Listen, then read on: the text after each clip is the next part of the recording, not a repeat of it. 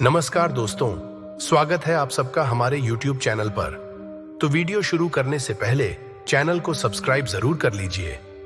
Number 1, प्रारंभिक मध्ययुगीन धन के साथ देखने के बाद क्या किया होगा। दशकों से पुराने सिक्कों पर काम कर रहे पुरातत्वविदों का एक समूह आखिरकार कुछ निष्कर्ष पर पहुंचा है। हालांकि यह पहले अज्ञात था, उन्होंने आखिरकार इस सवाल का जवाब दिया कि एंग्लो सैक्सन इंग्लैंड में इस्तेमाल होने वाली अधिकांश चांदी 660 और 750 ईस्वी के बीच कहां से आई थी। इसमें भारी उछाल आया था व्यापार में चांदी के सिक्कों के उपयोग में, और यह लंबे समय से पुरातत्वविदों को परेशान कर रहा था कि यह कहां से आए थे। लेकिन स्पष्ट रूप से अब यह निर्धारित करने के लिए पर्याप्त सबूत हैं कि यह वास्तव में बेंटाइन बून था जिसका उपयोग उस युग में किया जा रहा था। नंबर 2, कांस्य आभूषण। पोलैंड में एक सूखी हुई पुरानी झील की खुदाई में 3000 साल पहले की 550 कांस्य कलाकृतियां और कंकाल के अवशेष मिले। इन वस्तुओं को कांस्य युग के अंत और प्रारंभिक लौह युग के चेलो समूह से जोड़ा गया है, और ऐसा प्रतीत होता है कि वे पानी के बड़े निकायों में दफनाने और धातु चढ़ाने से जुड़े अनुष्ठानों का अभ्यास किया गया। जो कलाकृतियां मिली उनमें से अधिकांश हाथ और गर्दन के गहने थे। ऐसा लगता है कि 33 लोगों के अवशेषों को धातु की वस्तुओं से पहले झील में रखा गया था, जो दर्शाता है कि दफन अन्य अनुष्ठानों से पहले किया गया था। खोज ने चेल समूह के पुरातत्वविदों के विचारों को महत्वपूर्ण रूप से बदल दिया है। वे इसे पोलैंड में मूल्यांकन अवधि की अनुष्ठान गतिविधियों को समझने के लिए एक महत्वपूर्ण खोज मानते हैं, जो दर्शाता है कि हम दुनिया के इतिहास के बारे में हमेशा सीख रहे हैं और नई खोज कर रहे हैं। नंबर 3, पुरातत्व। 2024 शैली की एक और रोमांचक किस्त एक कांस्य प्रतिमा है जिसे 19वीं शताब्दी में खोजा गया था। जाहिरा तौर पर कोई भी उस पर शिलालेख विवरण को पढ़ने के लिए परेशान नहीं हो सकता था, या किसी ने अंततः ऐसा किया था।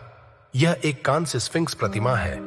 वास्तव में 1848 में कुछ यूरोपीय गिनती से चुराया गया था। मैं अनुमान लगा रहा हूं कि उसने शायद किसी बिंदु पर खुद ही इसे आधा इंच कर लिया था, जब तक कि वह डोसिया राज्य का प्रत्यक्ष वंशज नहीं था और उसे यह पारिवारिक माध्यम से विरासत में मिला था। लेकिन उसके पास कोई भी नहीं था इसका या कुछ और का चित्र खींचा था, और इस तरह से शिलालेख अंततः पढ़ा गया। और यह जानना बेहद रोमांचक था कि इसमें कहा गया था कि देखो, यहां पवित्र शेर की पूजा की जाती है। नंबर 4, एक दफन प्रागैतिहासिक वुडलैंड एक्समोर पर नवपाषाण और कांस्य युग के पेड़ों और कीड़ों के अवशेषों की खोज की गई है, जो समरसेट में एक नेशनल ट्रस्ट एस्टेट पर एल्डरमैन के बैरो आवंटन में पेटलैंड में संरक्षित पाए गए हैं। यह खोज 1 साल तक चलने वाली पेटलैंड बहाली परियोजना के दौरान की गई थी, जिसमें इमारत का रिसाव भी शामिल था।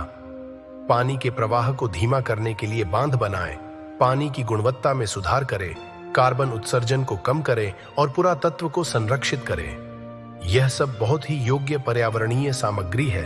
संरक्षित अवशेष हमें इस बात पर एक नजर डालते हैं कि जब पीट पौधों के साथ मिलकर बना था, तब क्षेत्र में परिदृश्य और प्रजातियां कैसी थीं।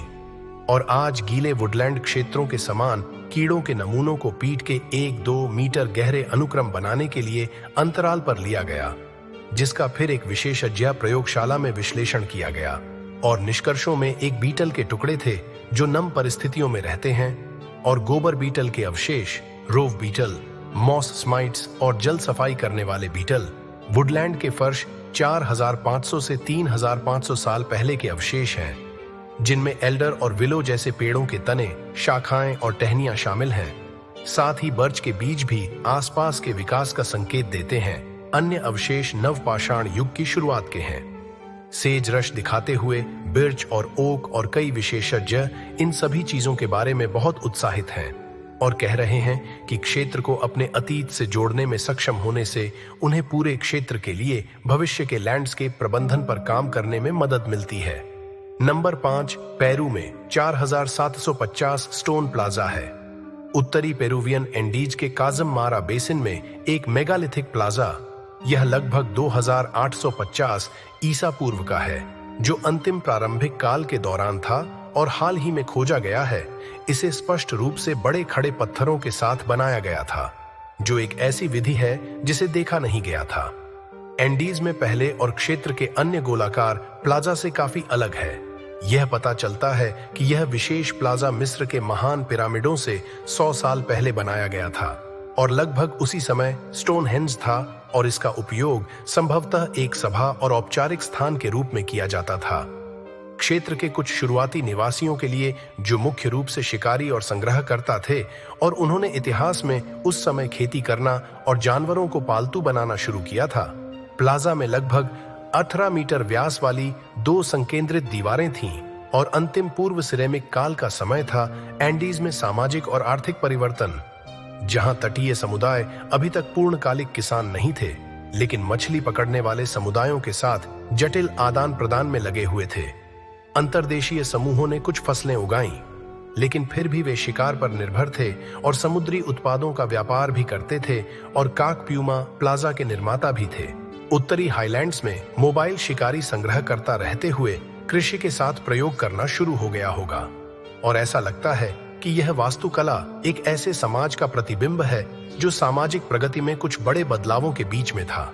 साइट पर पुरातत्वविदों का मानना है कि इसका निर्माण प्लाजा में कुछ महत्वपूर्ण सामूहिक प्रयास और घटनाएं शामिल हो सकती हैं, जो समूह की पहचान को आकार देने में मदद करती हैं।